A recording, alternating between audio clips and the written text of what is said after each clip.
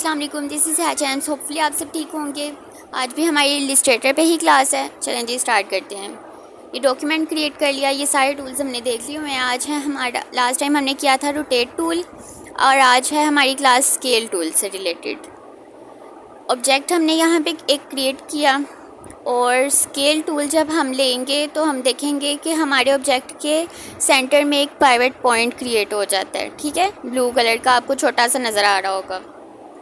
उस पॉइंट पे ही सारा काम होता है। जैसा कि हमने इस तरह से एक ऑब्जेक्ट लिया है और सिलेक्शन टूल लेके अगर हम इसको छोटा करेंगे तो वो हमारा इस डायरेक्शन में छोटा होगा जहाँ पे हमारा पाइवट पॉइंट लगा होगा। ठीक है, अगर हम इस पॉइंट को यहाँ पे लगाते हैं, ठीक है, और फिर हम अपने ऑब्जेक्ट को छोटा करते हैं तो आप देखेंगे कि इस तरह से वो छोटा हो रहा है। ठीक है, तो सारा काम इस पॉइंट से है। ये था एक ऑब्जेक्ट। अगर हम मल्टीपल ऑब्जेक्ट लेते हैं यहाँ पे इस तरह से, और मैं इसका कलर चेंज करती हूँ यहाँ से, ऑल्ट दबा के मैंने इसकी एक कॉपी क्रिएट की है यहाँ पे इस तरह से।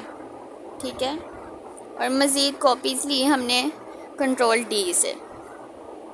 फिर सिलेक्शन टूल से मैंने सिर्फ ऊपर के सारे पार्ट्स को सिलेक्ट किया है और सेंटर में पाइवट पॉइंट लगाया है। तो फिर जब मैं इसको छोटा बड़ा कर रही हूँ तो ये देखें सारा डिस्टॉर्ट हो रहा है। और इस तरह से अगर मैंने नीचे से उसको इस तरह से छोटा करने की कोशिश किया तो वो डिस्टॉर्ट हुआ है ऊपर की तरफ जहाँ पे हमारा पॉइंट लगा हुआ था। तो इस तरह से एक शेप आ गई। ठीक है, इसको हमने डिलीट किया। नेक्स्ट है हमारे पास, इस तरह से मैंने एक ऑब्जेक्ट बनाया। और नेक्स्ट है हमारे पास शेयर टूल।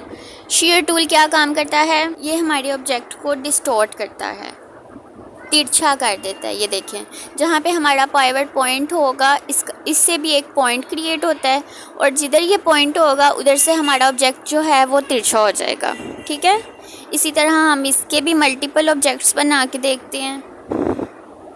इसकी मैंने कॉपीज़ ली और ये देखें इस सब को मैंने एक साथ सिलेक्ट करना है, और फिर ऑल्ट दबा के इसको नीचे की तरफ अगर हम कॉपी करेंगे तो उसी तरह हो जाएगी। फिर कंट्रोल डी दबाएंगे तो उसी तरह उसी डायरेक्शन में कॉपीज़ हो जाएंगी क्रिएट।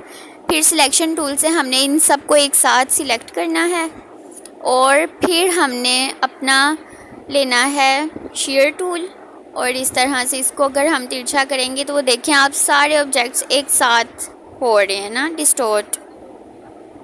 इस तरह से आप देख सकते हैं। इस तरह से आप भी मल्टीपल ऑब्जेक्ट्स को क्रिएट करके प्रैक्टिस ज़रूर कीजिएगा। ठीक है, फिर अब हम क्या करेंगे, नेक्स्ट टूल देखते हैं। वो है हमारा रीशेप टूल। ठीक है, रीशेप टूल क्या करता है, इस तरह हमने एक ऑब्जेक्ट क्रिएट किया, उसमें फिल कर लेंगे हम, फिल उसको ऑफ कर देंगे, और फिर देखें रीशेप टूल लिया। और अगर सिलेक्शन टूल से सिर्फ एक पाथ को हमने इस तरह से क्लिक करके सिलेक्ट करना है, और फिर रीशेप टूल लिया और उसको अगर हम उसकी शेप चेंज करना मींस एक्चुअली में मींस इसका क्या है कि उसकी हमने शेप चेंज करनी है तो वो रीशेप टूल से ही होगी। ठीक है, इस तरह से देखें हमने एक कर्व ले आए हैं। अगर रीशेप टूल ना होता फिर ये 3-4 स्टेप्स में काम होना था, जो कि रीशेप टूल की वजह से एक ही स्टेप में हो गया।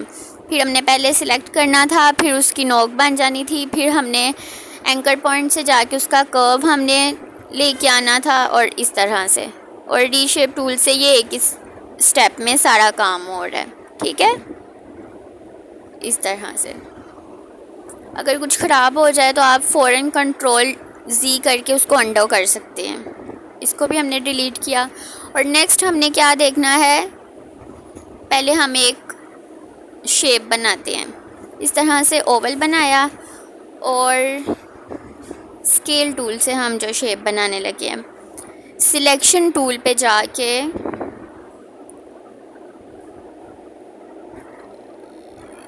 ये भी रीशेप टूल से है।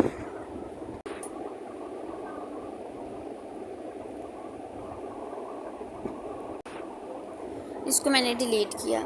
नेक्स्ट हम क्या करेंगे, सिलेक्शन टूल से हम इसको सबको डिलीट करके ओवरले बनाएंगे इस तरह से, और फिर सिलेक्शन टूल से ऊपर वाली पाथ को सिर्फ सिलेक्ट करेंगे इस तरह से, ठीक है। और हमें 2 हैंडल वाले मिल गए हैं कर्व्स, ठीक है। अगर हम इसी तरह से उसको करते तो एक तरफ से होना था। जब हमने स्केल टूल लेके उसमें पाइवट पॉइंट क्रिएट किया है, तो अगर हमने एक हैंडल से पकड़ के उसको बाहर की तरफ मूव किया है तो वो देखें दोनों तरफ से हुआ है, ठीक है। इस तरह से हम फिर राइट साइड से ऊपर की तरफ से हम बाहर की तरफ जब हैंडल को लेके जाएंगे तो आप देखें नीचे से वो अंदर जा रहा है और ऊपर से बाहर जा रहा है। और ये देखें ये शेप आ गई है, एक मैंगो की शेप आ गई है। इसको ठीक तरह से ज़रा कर लें, इस तरह ऊपर से ज़्यादा चौड़ा हो गया, ऊपर से मैंने ठीक किया उसको। और ये देखें एक मैंगो की शेप आ गई है हमारे पास। इसका कलर चेंज करेंगे। अब देखिए मैं कलर चेंज कर रही हूँ, उस पर अप्लाई नहीं हो रहा। क्यों? क्योंकि हमारा ऑब्जेक्ट सिलेक्ट ही नहीं था। ऑब्जेक्ट में कलर तब फील होता है जब हमारा ऑब्जेक्ट सिलेक्ट होगा। अब देखें, ठीक है। अब हम इससे क्या करेंगे, इस पर ग्रेडियंट अप्लाई करेंगे। ग्रेडियंट हमारे पास टूल में भी अवेलेबल है, और आप नीचे देखें जहाँ पे फिल और स्ट्रोक है और नीचे 3 बॉक्सेस बने हुए हैं। सेंटर वाला बॉक्स जो है वो ग्रेडियंट का है। अगर हम उस पर डबल क्लिक करेंगे तो हमारे पास एक अलग से ग्रेडियंट का पैनल ओपन हो जाता है, और जब हम उसके छोटे से गोल जो बना हुआ है उस पर अगर क्लिक करेंगे तो हमारे पास कलर पैनल भी आ जाएगा कि हम यहाँ से इस साइड पे कौन सा कलर अप्लाई करना चाह रहे हैं। तो आप देखें कि वो जो अगर हम उस छोटे से गोल पे जहाँ पे हम कलर एप्लीकेशन कर सकते हैं वहाँ पे क्लिक करेंगे तो जो कलर पैनल हमारे पास आएगा उससे हम अलग अलग से कलर्स को अप्लाई कर सकते हैं अपने ग्रेडियंट पैनल में, ठीक है।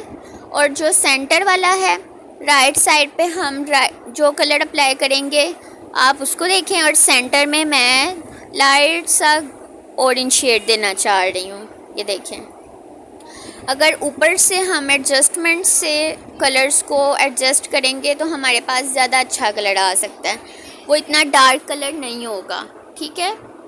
ये देखें लाइट सी ऑरेंज शेड आ गई हमारी सेंटर में, क्योंकि हमने सेंटर पे ऑरेंज अप्लाई किया था और दोनों साइडों पे हमने येलो ही रखा है।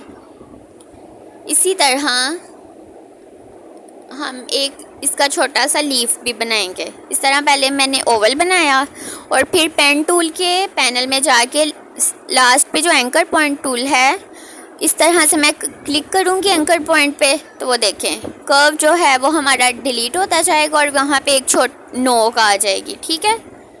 इसका भी अब हमने कलर चेंज करना है, तो उसी तरह ग्रेडियंट के पैनल में जाएंगे इस तरह, और लेफ़्ट साइड पे हम ग्रीन को रखेंगे इस तरह से, और राइट साइड पे भी ग्रीन रखेंगे। ये देखें, और सेंटर में जो आपको नज़र आए इस पे डार्क ग्रीन शेड कर लेंगे, ठीक है, इस तरह से। और अगर ऊपर से एडजस्टमेंट से मैं इसको थोड़ा सा मूव करती हूँ तो वो देखें डार्क शेड आ गई है, ठीक है। ओके जी, ये हमारा लीफ रेडी हो गया। कलर आपने RGB पे रखना है, फिर आपको ज़्यादा अच्छे कलर्स आएंगे। इसको थोड़ा सा मैं रोटेट करूँगी इस तरह, और ये देखें एक बहुत प्यारा सा मैंगो बन गया हमारा ग्रेडियंट्स को अप्लाई करके, ठीक है। इसका स्ट्रोक इसको मैं सिलेक्ट करके स्ट्रोक इसका मैं ऑफ़ कर दूँगी दोनों का, तो ये देखें स्ट्रोक ऑफ हो गया, जस्ट फिल है विद ग्रेडियंट्स। इसको मैं छोटा करके साइड पे कर दूँगी।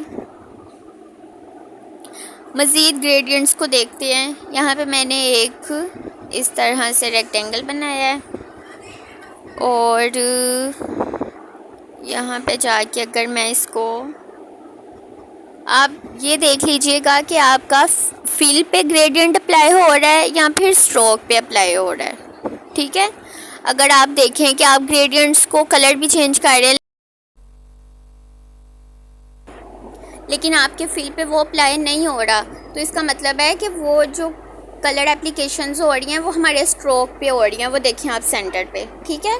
तो आपने स्ट्रोक को ऑफ कर देना है, और या फिर आप वो जो रोटेशन का छोटा सा आइकन बना हुआ है आप उधर से करेंगे तो वो फिल पे अप्लाई होने लग जाएंगी, ये देखें। और ये गुलाई में क्यों हो रहा है, मैंने उसका वो जो फिल में सेंटर में आप ग्रेडियंट्स में सेंटर में आपको बॉक्स छोटा सा नज़र आ रहा है, उधर देखें इस तरह गुलाई में ग्रेडियंट है, मतलब रेडियल शेप है वो, तो मैंने रेडियल पे किया हुआ है, इस वजह से हमारा ग्रेडियंट हमारे ऑब्जेक्ट में भी रेडियल शेप में ही अप्लाई हो रहा है, ठीक है।